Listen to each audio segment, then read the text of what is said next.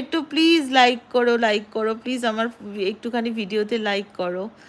বাটা মোড়ে তোমায় দেখি, বাটা মোড়ে আমাকে, কিন্তু আমি কিন্তু বাটা মোড়ে থাকি না ভাই।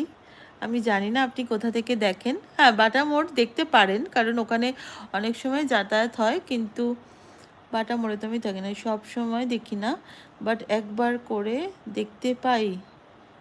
আর আচ্ছা, মরিচিকা দিদি ভিজিট করো। হ্যাঁ হ্যাঁ, সুদীপ্ত একটুখানি লিজার চ্যানেলটাকেও একটু সাপোর্ট করে দিও, সোমার চ্যানেলটাকেও যদি পারো একটু সাপোর্ট করে দিও।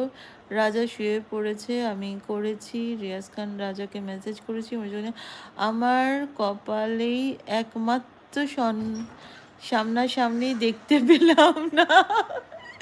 না না, উনি যে বলছেন আমাকে সামনাসামনি দেখেছেন, চেনেন, আমি ঠিক ওনাকে রিকগনাইজ করতে পারছি না। এনিওয়েজ, আপনি যদি আমাকে সামনে দেখেন আমার সাথে নিশ্চয়ই কথা বলবেন, আমি জেনারেলি কথা বলি। আমার মেয়েও তোমার ব্লগ দেখে খুব ভালোবাসে। Thank you Soma. সোমা, তুমি কোথা থেকে দেখো একটু আমাকে প্লিজ জানাও। তোমরা যে এরকম আমাকে ভালোবাসো না, আমার খুব ভালো লাগে। কত টাকা পাচ্ছি না পাচ্ছি সেটা ইম্পর্টেন্ট নয়, কিন্তু এই যে সবার একটা ভালোবাসাটা না, এটা না জীবনে একটা বিশাল প্রাপ্তি, জানো তো। কোনো টাকা পয়সা কোনো কিছু এই জিনিসগুলোকে মানে ইকুয়াল করতে পারে না, এটা একটা বিশাল পাওনা। টাইমস অফ রিজা, কাঁদছিস কেন বাবু? সবাই প্লিজ একটু লাইক করো। তুমি খুব মিষ্টি, তোমার গলাটাও খুব মিষ্টি। গলাটা খুব মোটি লেখা রয়েছে, আচ্ছা গলাটা খুব মোটা কি? আচ্ছা, তুমি খুব মিষ্টি, থ্যাংক ইউ থ্যাংক ইউ। আমি তোমার চ্যানেলটা তো কখনো ভিজিট করিনি, আমি দেখবো তুমি কীরকম ভিডিও বানাও এবং তোমার পাশে অবশ্যই থাকবো। আপনার মেয়ে কি আপনার থেকেও হাইট বেশি? আচ্ছা, আপনি তাহলে আমাকে পার্সোনালি চেনেন? আমি সব সময় দেখতে পাই আপনাকে। আচ্ছা লিজা, আমি দিদি নই মরি। হ্যাঁ, লিজা ও অ্যাকচুয়ালি সুদীপ্ত ব্যানার্জি, এটা ওর মানে আইডির নেম, মরিচিকা ব্যানার্জি। না দিদি, গলাটাও খুব মিষ্টি, থ্যাংক ইউ সোমা। সোমা, তুমি কোথা থেকে দেখছো একটু জানাও। আচ্ছা আচ্ছা, হাসছিস?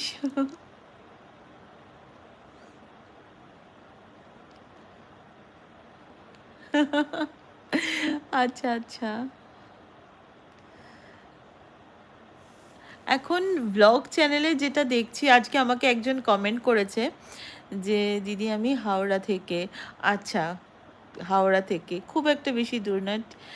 ঠিক আন্টি, খুব বেশি, থ্যাংক ইউ নুরি।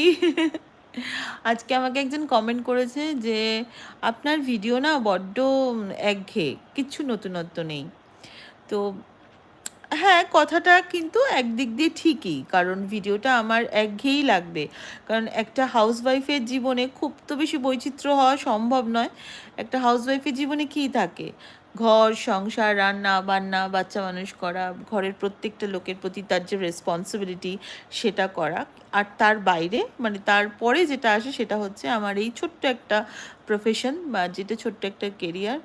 আমি লাইফস্টাইল ব্লগ করি। হ্যাঁ সোমা, আমি নিশ্চয়ই তোমার চ্যানেলটাকে, লাইভটা শেষ করি আমি তোমার চ্যানেলটা একবার ভিজিট করব।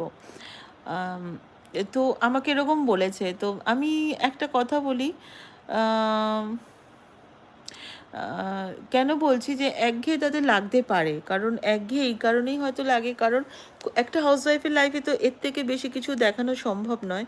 এবার একটা হাউসওয়াইফ, একটা মধ্যবিত্ত বাড়ির হাউসওয়াইফ রোজ নিশ্চয়ই কোথাও বেড়াতে যাওয়া সম্ভব নয়, রোজ কোটি কোটি টাকার শপিং করা সম্ভব নয়, রোজ পার্লারে গিয়ে বসে থাকা সম্ভব নয়।